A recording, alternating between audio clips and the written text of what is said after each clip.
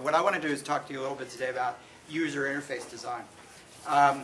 My background, first off, the audience for this presentation is really to everybody. I'll probably have elements of technical stuff in it and elements of non-technical stuff in it, but everybody is using a user interface, whether it's on your iPhone or your computer, or whether it's in the nav system in your car, or it's on TiVo. It's everywhere. And it's just going to spread more. It's a nice little virus. So this is really geared at talking about user interface from my perspective, which has to do with software applications for business. I started actually in 1969 when I was 16 years old. I did my first programming in a language called autocoder, which you probably have never heard of, working on old IBM machines.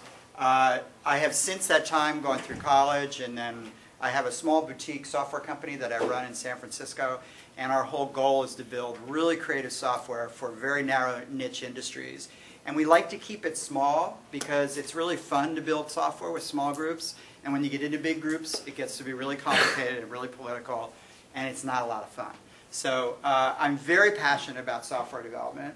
I have been told by my staff that I am slightly opinionated, and I take that as a badge of honor. So let's see what's next. So the abstract that I sent up originally, I modified, right? Just like any good speech, kind of as you go through it becomes a journey, and you end up changing and tweaking things, because I had 45 minutes and I wanted to leave you with something that was impactful as opposed to trying to, trying to hit some stuff which I didn't think was very salient. So what I ended up doing was talking about, structuring this talk about how we do software design and development, user interface design and development, in the context of business applications. Now, this context spans across all media and all devices, no matter how small or how big or where they are located.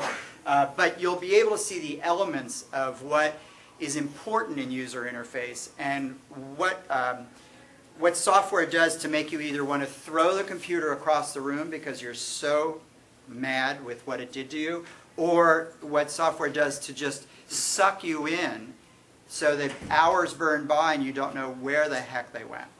And that's really, our goal is really to get on that other side of the spectrum, is to turn the software experience into a behavioral experience, into a user experience, a true experience, as opposed to a mechanical input and output of information to and from the system. So I'm going to go through these bullet points as my agenda, kind of a brief UI, the intent of UI, breaking it down, drilling into some of those components.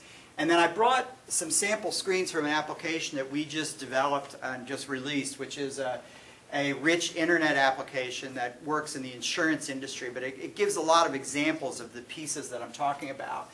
And then I wanted to go through a little bit of competencies that you'll see in a design team that designs and builds user interfaces, and the iterative development cycle, and then constraints, because you can never get everything that you want.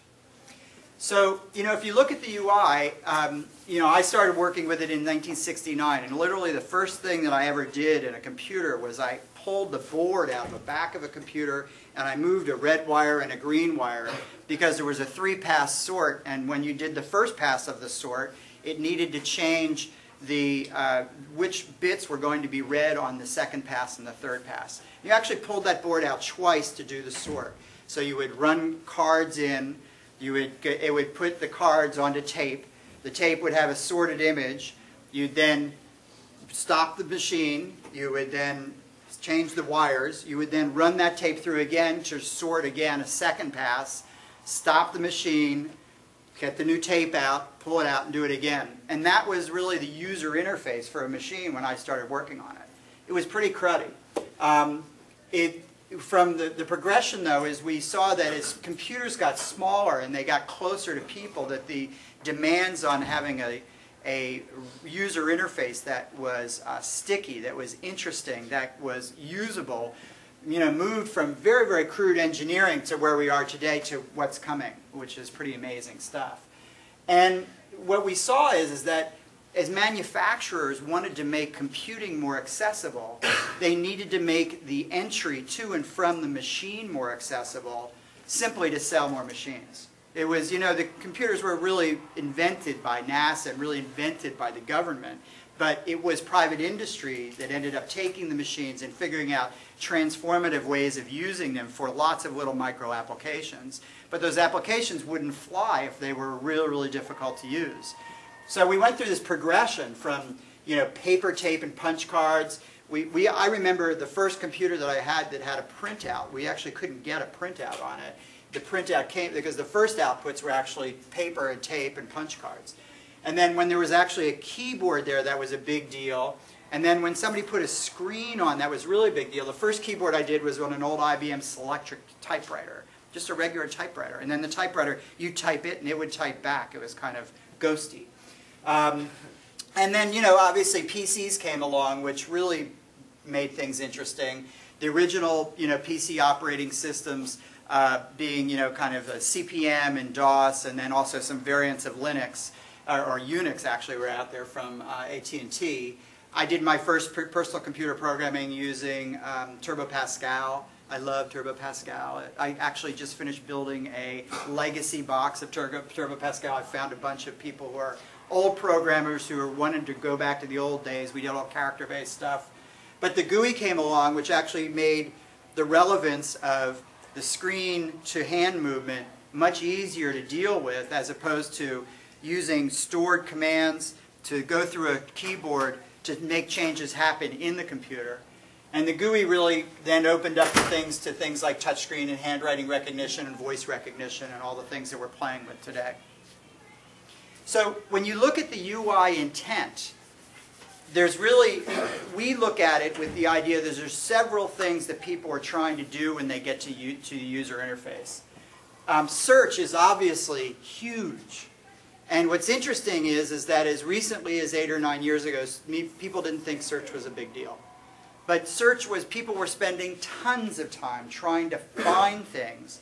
Because the great thing about computers is you can put a lot of stuff in there, but the rotten thing about computers is it's really difficult to get it back. So the UI around search is huge. And obviously what Google's done there, what Bing has done recently, and what you see going on in other areas in search are really, really huge. And especially with you know, the different kinds of interrogative kind of programming you can do around search results. Because the good news is search is very fast now, and it's highly indexed. But the bad news is that search is just too big. It's really, really difficult to find stuff. Technologies are going to help us make search better, and I'm going to talk about that in a little bit. But before you can go retrieve, you need to search and you need to browse. So there's this kind of browsing experience, and that is a very, very rich, important experience that people need to understand when they're dealing with a user interface.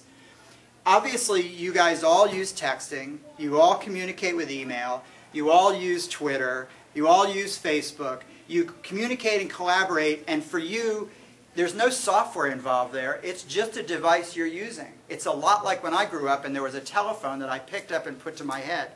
There was actually some stuff behind that telephone, but I really just thought of the software as a hard device. And I know as you deal with Gmail or you deal with whatever you're doing in terms of your messaging, whatever you're doing in texting, whatever you're doing with your Twitter accounts or whatever, for you that user experience is the hardware, even though it may be in the cloud or it may be down locally, it may be spread all over the place.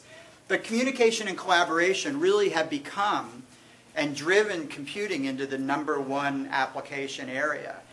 Everybody here communicates and everybody here collaborates. And this area here dominates the rest of it. Computing started as literally computing, a lot like the HP 12C, where you would punch some numbers in and you would want to get one end result. And that was really transactional kind of stuff, and that's where my legacy is. But as communication came and opened up, and as the ability to use computers to leverage and advance and accelerate communication happened, the UI around this became hugely important. The first word processor I ever used was a word processor called Multimate, which is a really, really long time ago. There was WordStar, there was Multimate, there was all this kind of stuff. I used Multimate on a VAX, which was an old DEC machine. And I was working for a company called Ross Systems. And the guy who owned Ross Systems, a guy named Ken Ross, didn't believe word processing was going to be a big thing. This was 1981, I think it was. And I had to convince Ken that there was a memo that he did every month, which was the monthly results, that he could do it on this and he could print it out and then it would be really good. And so he got this little thing, and all of a sudden, of course, in a matter of a few years, the word processing went nuts, and that was really communication. And then what we found was digital had this thing called VaxMail, which was really a messaging thing that allowed you to send that document to somebody else and have them get it immediately, just like we're all used to. No internet then that was publicly available, not even CompuServe, no private networks really available either. But communication and collaboration, it really became obvious that everybody communicates, everybody collaborates, so that the UI around that's really important. We have some interesting things going on in that area with this balance of privacy information and communication, which, you know, we see happening to us all the time when you're typing a Gmail and all of a sudden an ad pops up for something that's in your Gmail. A little spooky, but it's all out there. It's all happening. The capture of this, transactions, you know, for us transactions now are lesser of what we're doing. The amount of time we're on eBay, the amount of time we're going to Amazon, the amount of time that we're, you know, going to different sites is happening less than the communication thing, the Hulu kind of thing. But reporting and analysis is huge, and I can't tell you how huge it's going to be, and I can't tell you also how lousy the UI is around reporting and analysis now. And really that's kind of one of the next frontiers if anybody's interested in databases, to basically look at that, because the mining that's going on with information now and the collection of information and the cross-referencing of it is absolutely intense. And the amount of information that people are doing with merging phone records with credit card records, with banking records, with your email traffic, with your texting traffic, all that, and putting it together in a multidimensional model, understanding who you are and coming back to you to offer you things, is going wild right now. It's a huge, huge area of computer science. But if you break down the UI, I broke it down into kind of some standard elements that I want to talk about. In the design elements, obviously standards are super important. Nobody wants to go to one screen and have everything on the left, and another screen and have everything on the right, and another screen and have it on the bottom, and have to relearn the orientation of that. Your mind is more pictorial than it is textual.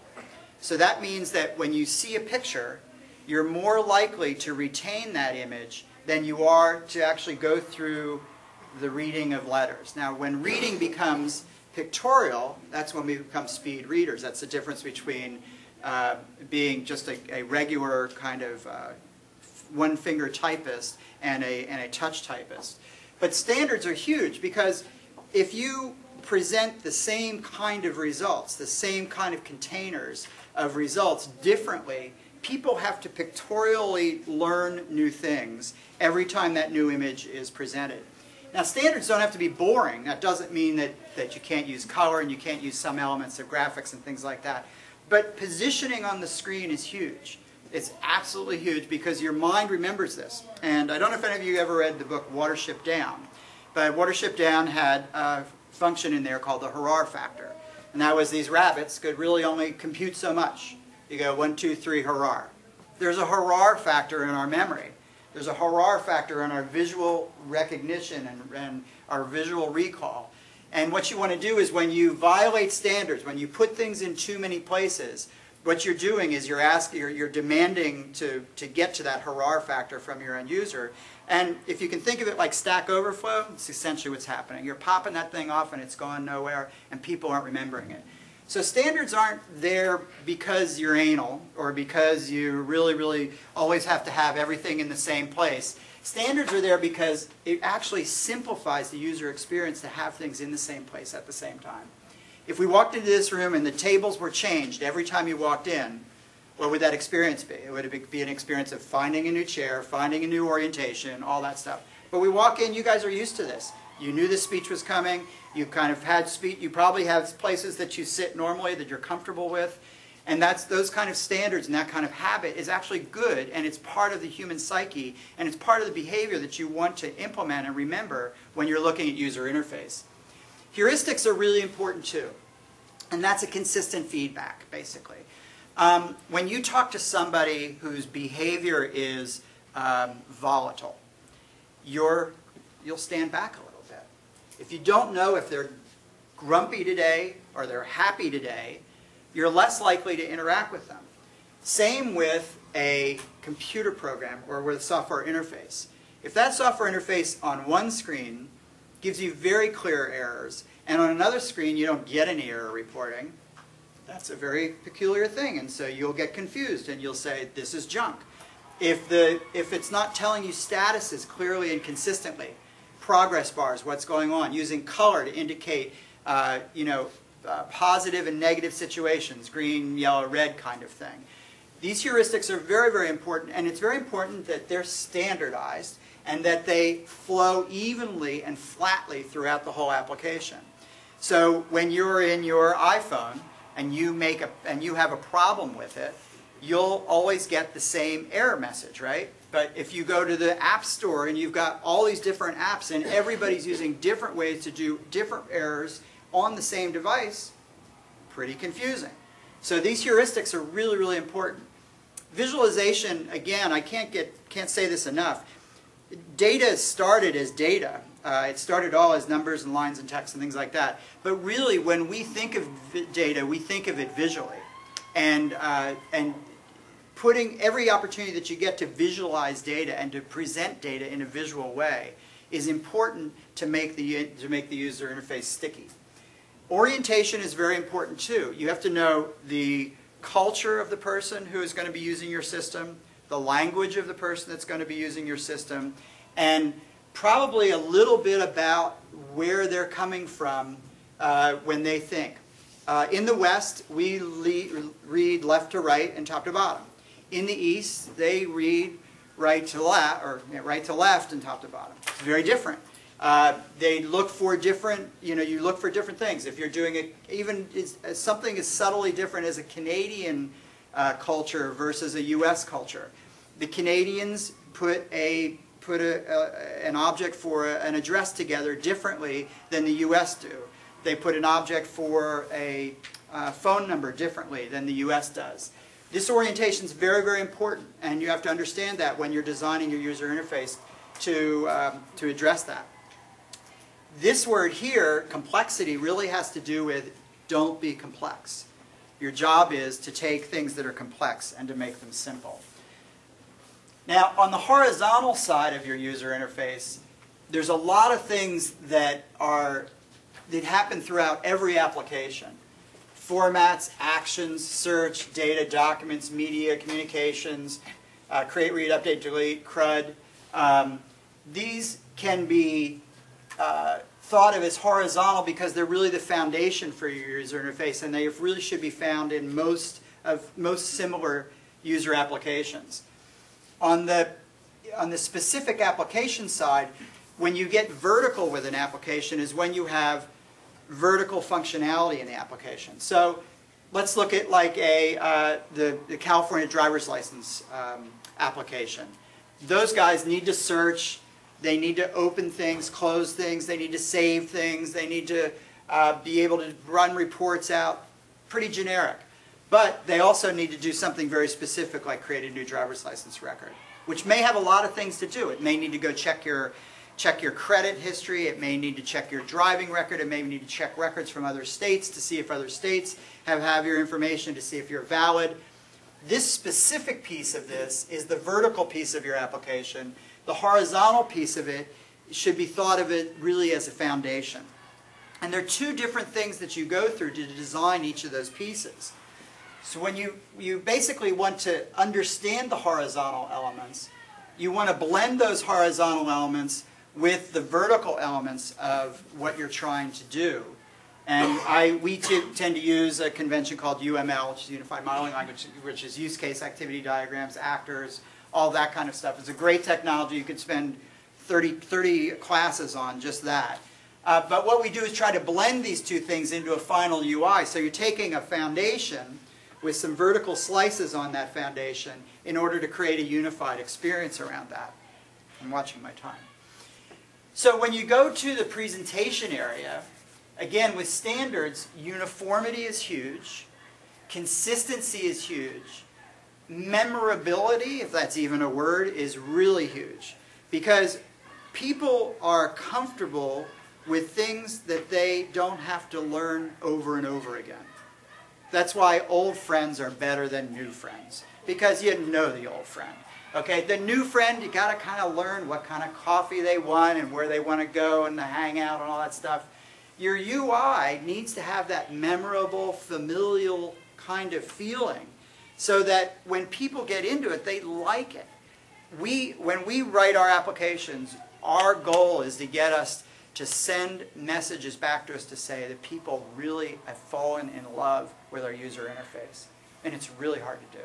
It's really hard to get that email back. We do get them every once in a while. But that's our holy grail, is we want to get emails back from our users to say, I love what you did with this. I love it. That is what the memorability is about this UI, about standards. The heuristics, again, is really about not only status, but also adaptability. As you do things over and over again, and you're repeating the same things over and over again, wouldn't it be cool if the software kind of knew that and then started to help you do that too? Because that's what friends do. You know, if my wife just broke her leg a couple weeks ago, and so it's been an interesting time around the house. But she has some things that she does every day in the morning, and that when she doesn't have a broken leg, she just goes and does them. But now she has a broken leg, I go and do them for her. I'm kind of her software in this case. I'm kind of helping her out. In our user interface, we like to watch people and to try to figure out ways of accelerating and replicating things, because software, you know, it never complains. It's so cool, it never complains. So if it can watch you and learn from you and then do things for you, it's a very friendly experience. Whereas if it does the same thing over and over again, it doesn't learn, it doesn't understand errors, it's really picky about things, it can turn into, you know, your worst nightmare. And if you have to deal with this day in and day out, either on your iPhone or at work because somebody's paying you to do this 8 hours a day, it can be a very, very difficult experience to live with. We actually have had clients who've come to us who wanted to change their software because they were losing staff because everybody hated the software they had so much. That's how intense this is.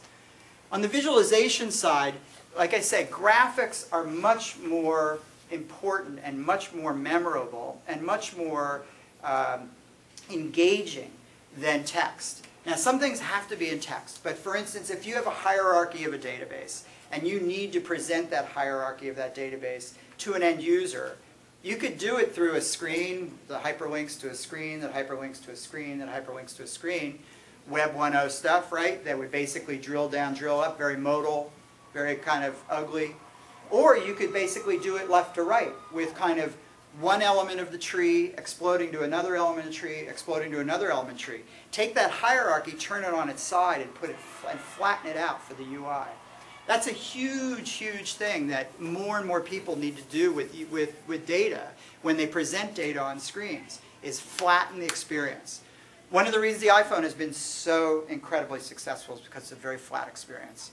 I mean, how could you make a phone that couldn't cut and paste for 2 years and sell it and outsell everybody else? It's because the user experience on what was there without cut and paste was so much easier to deal with than it was on my BlackBerry, which I have some keys over that I know.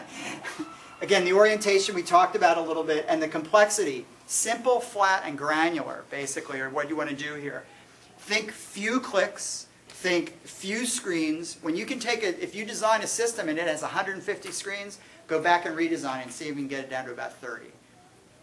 That's a really good measurement. It's a really good ruler that you can use against your work. Now, that doesn't mean that all those screens have to be, that fewer screens are better, because those fewer screens have to be thoughtful. But the idea here is that fewer is better because, again, 1, 2, 3, hurrah, we really only have so much capacity to take all this stuff going forward on a day-to-day basis. In terms of the horizontal side, actions are something which are really, really interesting. We used to call them menus. We used to call them commands. And they've now elevated to this thing called actions. Actions are very, very tricky because you want to have actions discoverable, but you don't want to have actions obstructing, getting in the way of what you're doing. Microsoft has recently, with their latest release of Office, they've come up with this idea of the ribbon. And the ribbon is kind of the latest and greatest. And what it does is it does a couple things. It takes a menu. What we had before was everybody kind of originally designed menus. In other words, you hit something, you drop down, you get a menu, then a submenu, and you, again, that hierarchy, you're kind of burrowing into the menus. And then everybody said, oh, we need accelerators on that one, so let's just put a little tool button here, and a little tool button over here, and a tool button here. Then before you know it, we had menus and toolbars, and menus and toolbars. And the toolbars you'd add, and you'd dock, and you'd undock, and you'd adjust, and you'd customize, and it became just a mess, basically. It became really, really much a mess. So, but they were both trying to solve good things. One was an accelerator, and one was an organization of a way to do things. With the ribbon that is now really becoming the prevalent UI, they've done a nice job of tabbing groups of actions that then, within the groups of actions, can have awareness about when it's appropriate for that action to be available and when it's not appropriate to be available. Nice thing is they didn't bury them. A lot of actions get buried in things, and then people don't find them, and they can't figure out that they can do those actions. So they're more on the top, again, that flat idea. And the nice thing also is that they kind of sit on top of each other, but they still kind of peek out with these little tabs to let you know they're there. Actions are huge, and I think that the whole assembly of actions, with where we are now, will change. But it's really, really important that actions be made available, aware, and secure, and that they're very, very respectful of acreage and very, very respectful of screen real estate. In search, the big deal with search is basically unified search, and that is the idea that you can search and get everything back that you're looking for. Google, obviously, and Yahoo, and those guys have really pioneered this and done a great job with this, Alta Vista with the Deck World. But there's a lot more that can happen there.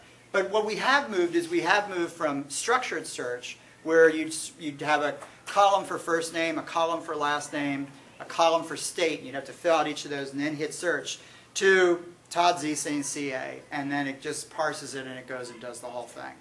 Unified search is huge. It also should be able to search structured data as well as media, as well as documents. And that's where I get down into data and documents here. You are going to want structured data stored in your database because you're going to need it later for doing analysis today. And in the future, I think there probably won't be structured data. It'll all just be massively unstructured data. But what you do want to do is to be very, very friendly to your end user, to allow them to put unformatted data in and to have you format it back. Now, the greatest example I can think of is Outlook and its little address. When you go type in Outlook and you type in, 123 Main Street, San Francisco, California, 94101, if it knows what's going on and you tab out of that, it automatically parses and structures that. But it gives you the zip code search, and it'll also give you the search for each of the structured pieces of data. That kind of data editing is going to be the future.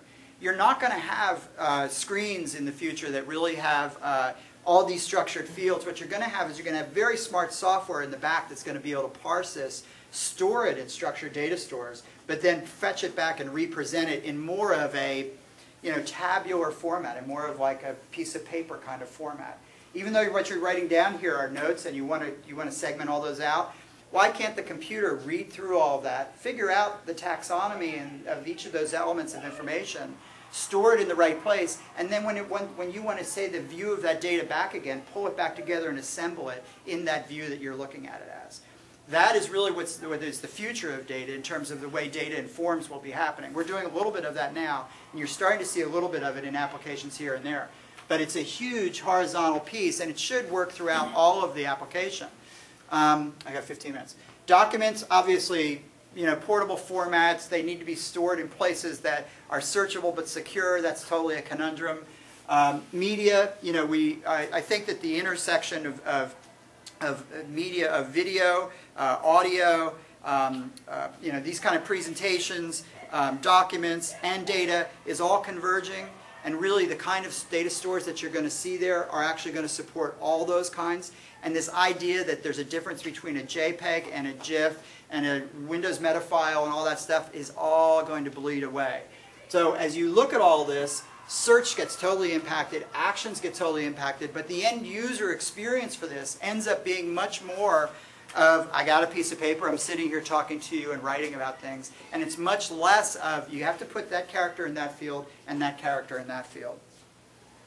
The CRUD, you know, this is the old database thing of CRUD, which is create, read, update, delete. CRUD is huge. You need to know your CRUD. If you don't know your CRUD, you're going to build crappy applications, excuse my French. But the idea is that, you know, you need to understand how to create data in a way that it's retrievable. You need to be able to read the data so it's discoverable and it's organized and it's filed properly. Filing is not just for the person who does the, you know, the Dewey Decimal System in the library. Filing is for all of us. We think about things logically. But filing is turning into a meta experience. In the old days, you had filing and it was structured and you had to make choices about your filing before you did the data store and before you collected all the data. And that's what happened when you did analysis. Today, what's happening is people are just collecting data and they're meta tagging it, and then you're getting dynamic filing based on the meta tags for that data. So let's say that you have a name. My name's Todd Ziesing. I might want to tag that as a first name, last name. I also might want to tag that as a CEO. I might want to tag that also as somebody who's involved in insurance applications. I might want to tag that as a skier. I might want to tag that with somebody who has a Dell computer. I've just filed that 5 or 6 different ways through meta tagging. And that's exactly what's going to happen with data going forward. That's exactly what we're doing now. We're moving away from structured data stores. We're moving more into metadata stores. Huge implications on the UI, because then you can go see this 17 ways from Sunday. If you go to Gmail and you go to your categories, what are you doing? You're meta tagging. That's all you're doing. You're meta tagging data. And that whole meta tagging operation will dynamically change the way we store and retrieve data in the future and now too. Updating is really a problem because of concurrency. Okay, concurrency is the big problem with the CRUD thing. I mean, in the old days for CRUD, it was a primary key, it was a date timestamp, it was an audit ID, and you matched those guys and you got what's called optimistic locking, and you figured out whether you could lock that record or not in order to do a quick update. There's optimistic and pessimistic locking. That's a whole different subject on its own. But in terms of the CRUD, your user experience around dealing with that has to be very thoughtful, and it has to be very agile. So if I save something and somebody else has saved the same record, I need to tell the user that. I need to say, hey, this record just got saved by the same person. What do you want to do with it? And that person was this, and they saved this, and these were the different data elements. You want to override it, or do you have the security to override it? Do you want to just, you know, go put your tail between your legs and discard that thing? What do you want to do there? This update area is huge in terms of user interface, because users need to understand what happens when they get a concurrency knock. And delete, obviously, you want to have your deletion experience to be ruled appropriately by security and also by ripple effects in the ERD, making sure that if there are dependencies on that data, that your deletes are not whacking you out.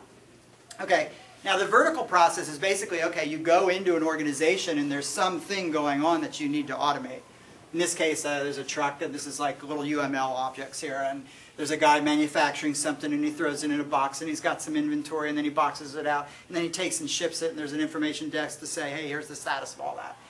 Going through all of that is a huge process in itself, but it's a very important process, because that's the part where you meld, that needs to be melded together with the horizontal, the foundation piece of the UI.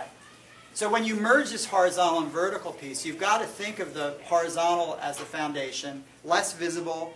People don't think about filing documents. They don't think about sending email. They don't think about going to an actions bar. But those are all things that happen that have to be consistent in your user interface. They think more of the vertical thing. I'm going to the application because I want to create a new driver's license. I'm going to the application because I want to buy this thing at Amazon. That's what they think of. But all this other stuff is happening in the background. Next time you go on Amazon and do something, think about all of this. Next time you go transact business on the web, think about all the horizontal stuff that's happening while you're doing your point thing, your vertical thing. It doesn't get in the way. You'll notice that. It's less visible. It's kind of there. But it's super important for facilitating getting the email later on, being able to check the status of your order later on, all of those kind of things. Neither of these is dominant, but they're integrated. That's the big thing, and they're flat. So now I wanted to go to, I've got 10 minutes here to talk to you a little bit about an application that we just released a little while ago. This is a browser-based application. It's all written. This is all HTML front end. To give you a little bit of feeling for the application, the database is SQL Server. The object layer is using LINQ, L-I-N-Q, LINQ to SQL. And then we are using a number of third-party libraries on the top of it in addition to developing our own libraries for UI. But I brought this up because I wanted to show a few things. On the top, you have a ribbon. By the way, you can go hit this as just like you could hit Salesforce.com or you could hit Gmail.com. This is a browser-independent HTML application with JavaScript. That's all that's inside this thing.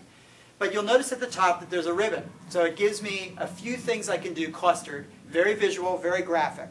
If I hit marketing or I hit policies, this is an insurance application, servicing, I'm going to get a different submenu underneath those. Each of those things is either enabled or disabled based on state. You'll notice that thing that said submission policy correspondence is gray. It's because I'm not doing anything on a submission policy. There's a messaging that's going onto that ribbon that knows that, so it doesn't allow me to run that thing. But it knows also that I am on a client, that I am allowed to add contacts or I am allowed to add clients to this.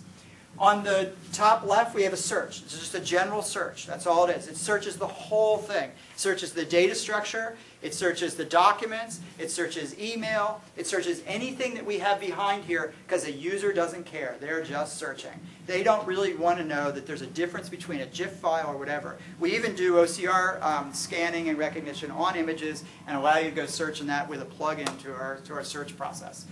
Then we have an Explorer down here, just to show you, wow, there's a huge amount of data with this thing.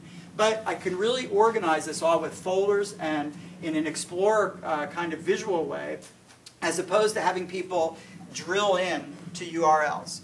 And in this case, I happen to be on the Giants home page, so it gives me a little bit of information about them.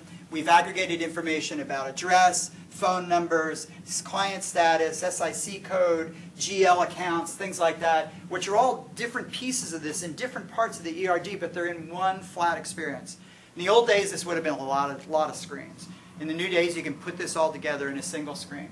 But here you have a lot of stuff going on, but it's in a relatively simple format, and it's relatively easy to get to. One of the things that's important about this tree here is that it gives you random access to data as opposed to sequential access to data. So I don't need to start at the top, go down, go down, go down. I can actually explode things and go from top to bottom just through visual navigation. Very, very powerful, very fast, something you'd expect. In search, what we found out with search was when we were doing search, we were bringing back lots of different things in search. Addresses, clients, notes, documents, all kinds of stuff. So we had a problem with search in that search brought back a set of results that were heterogeneous. We couldn't always have the same columns because the columns that you'd want to show for an address are different than the columns that you'd want to show for a document, and they're different from columns that you want to show for a task, and they're different from columns you'd want to show for an image. So what we did was we basically used these AJAX hovers to allow you to explore your search results. You're seeing this happen more and more. Things like Bing are doing this to the right. Google's doing it more and more as well. But the whole idea here is this is a collection of information that comes back as your search. You want to be able to kind of wander through this, getting some previews of things that are going on in that search without having to force the user to drill down, go back, go redo the search again. Again, flattening the experience. Now this does put something on top of the experience, but for some reason users, and myself included, it's easier to deal with this kind of interaction on the screen than it is to drill in and drill out. I'm moving faster. The other thing that we wanted to do was we wanted to give the opportunity to have flyouts, things that you could pin to your desktop, okay? Because different users adapt, right? Different users want to do different things at different times. So over here we created a number of things that if you click them, they fly out, and then you have an ability to pin it onto your desktop at the time. The whole UI changes. This gets a little bit smaller. It's not a screen real estate in here. I can keep this, I can double click this, I can bring this away. The whole thing is I can adapt and suit this thing, and in the meantime we're remembering all this. We have session cookies around that are basically storing all this stuff, and they're storing it securely about what we're doing, where we're doing it. So when we get back to the application, I leave, I go out, I ride my bike, I have fun, I go home, I have dinner, come back the next day, I open it up, I'm in exactly the same place. Why should I have to go search for this stuff again? Totally rude, okay? It's totally rude. So these kind of little elements make the UI a lot of fun. Now the other thing we've done is we've created these idea checklists. And it's interesting now, there's a guy who wrote a book on checklists, and I can't remember the guy's name, but checklists now are the hot thing. We started doing this a couple of years ago. What we found was people wanted to do workflow, and they wanted to do workflow in that they wanted the system to tell them what steps are next. And when we got into workflow, we started doing it in whiteboards and stuff.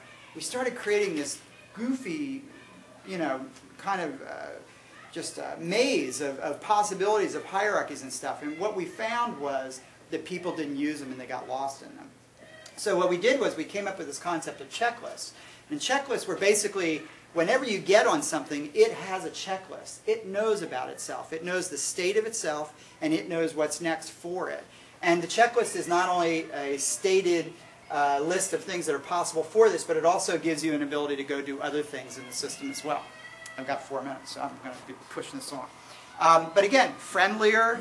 Also, you could, if you don't want this checklist, you just unpin it, boom, move on. You can go do it all on your own. And then in terms of modality, we have the concept that, okay, when you want to do billing, this is a really, really very difficult thing. We support billing of single invoices, multiple invoices, installments. Single invoices to subsidiaries, multiple installments to subsidiaries, and any combination of them. This ends up being a three-dimensional matrix of possibilities. So when you do that, we didn't want people screwing around down in here with the application. So we gray the application out, we bring up a box, say, here, we want all your attention right here. Again, using ribbon bar at the top, navigation on the side, and then asking for some actions down in here. Okay, I've got just a little bit more. So, who are the competencies for a design team? You need to be, what we've done with our design teams is we've tried to put together technical people with user people, with behavior people, with, you know, good managers, basically.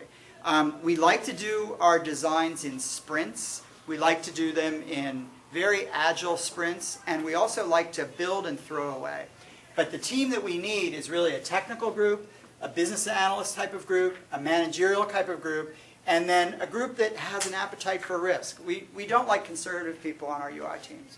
We want people who are, you know, coming up with wacko ideas. Because out of every 100 wacko ideas, 1 or 2 are really good. And it's okay to siphon through those 98 and throw them out, because the 1 or 2 that do come up are going to be huge. And you just have to have that appetite for working for that. And you have to be tenacious as well. When we go through a project, we rapidly prototype, we incrementally plan, and we basically go through all the horizontal elements. We do a gap diff on that. We go through all the application elements, do a gap diff on that. We refine that. We do alpha testing, beta testing, fixes and passes. We do the version, and then we come back again. The software is never done. It's always evolving. But the big thing is that there are constraints. And you just have to love constraints. It's just life. It's just the life in the fast lane. Technology is a constraint. You can't do everything in the UI that you want to do. We've tried to do lots of stuff in the UI and we're really blown some crap up. It's been fun doing it, but basically technology is a constraint. It's an enabler and a constraint. Budget is a constraint. Nobody has all the money in the world. Timelines are a constraint. People want this stuff out. And risk adversity is a constraint as well. If you're not open to taking risks, then, you know, getting into UI and doing experimentation may not be the best place for you. In terms of disciplines to overcome these constraints, don't boil the ocean. Okay? You know, it's not going to be perfect. Don't worry. You know, the great thing about software is the next release is always coming. And that's really, really important. Time box your work. We do that big time. I give a team, I say, you have 90 days, you have 120 days. Figure out what you can do. Here's the big goal. And then let the time box create the ration for what actually gets into that release. Teams are smart. They'll figure it out. They will partition functionality. Not all the functionality will get into those releases, but by setting a time box, you're forcing the groups to work with scarce resources to determine what's going to happen when. And then basically increase your release frequency. So rather than doing a release a year, you know, you should do 3 or 4 a year. And then embrace success and failure. We have tech talks at our company that are about our failures as well as our successes. We want to see it all because somebody's going to come up with some great idea for the next thing. And remain agile. And I think that's it. So sorry. Anyway, I hit my number. Questions? So can you go over the, I think it was GOP? Sure. Which one? The GOP, if you go back a slide, I forget exactly what it was. Go back one more. The gap requirement. Okay, so gap diff, the idea there is that whenever you create a set of requirements and you come to and you approach it with a solution, the solution is never going to match all the requirements. That's okay.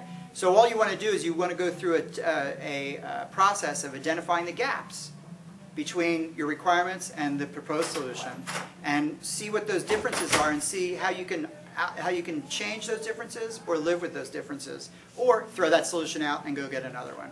But we use gap diff all the time as a way of rationing. And again, it's from our point of view, we want our customers to know that we're going to build them the best software they possibly can get built in a short period of time with a defined budget. But there's going to be a trade-off. It's just never all perfect. So we use gap diff all the time as a way of saying, hey, here's what we've got. Here's what you want.